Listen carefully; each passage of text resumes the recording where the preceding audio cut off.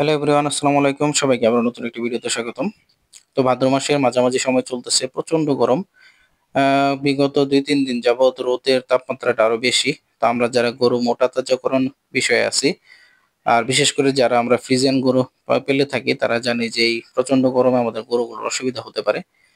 তো যারা বিশেষ করে ফ্রিজিয়ান ভালো পার্সেন্টেজের গরু পালন করে থাকি তারা এই সময়টাতে গরু ২ থেকে ৩ বার গোসল করানোর চেষ্টা করবেন। বিশেষ করে দুপুর টাইম এবং বিকালে খাওয়ার টাইমে যখন দিবেন, খাওয়ার টাইমের আগে গরুকে ভালোভাবে ভিজিয়ে নিবেন। তাতে দেখবেন গরুর রুচিটাও ভালো থাকবে এবং গরু ভালো খাবে। আর ফ্যানের যে ব্যবস্থাটা সেটা দিনে ২৪ ঘন্টায় এখন চালু রাখতে হবে। কারণ গরুর এখন প্রচন্ড গরমকাল চলতেছে।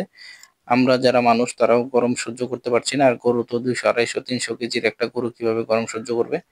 তো এদিকে খেয়াল রাখতে হবে। কারণ গরমে অনেকেরই বড় ধরনের অ্যাক্সিডেন্ট হয়ে যেতে পারে। তো সেদিকে খেয়াল রেখেই গরুকে ২ থেকে ৩ বার গোসল করিয়ে দিতে হবে।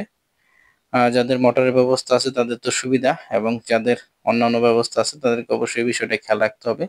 ফ্রিজিয়ান গরুগুলো আমাদের দেশের তাপমাত্রা অনেকটাই সহ্য করতে পারে না। তো এটা ভালো লাগলে ভিডিওটা লাইক করবেন আর চ্যানেলটা সাবস্ক্রাইব করে দিবেন। ধন্যবাদ সবাইকে। দোয়া করবেন আমাদের জন্য। আল্লাহ যাতে আমাদের ব্যবসায় বারাকা দান করে। আসসালামু আলাইকুম। আল্লাহ হাফেজ।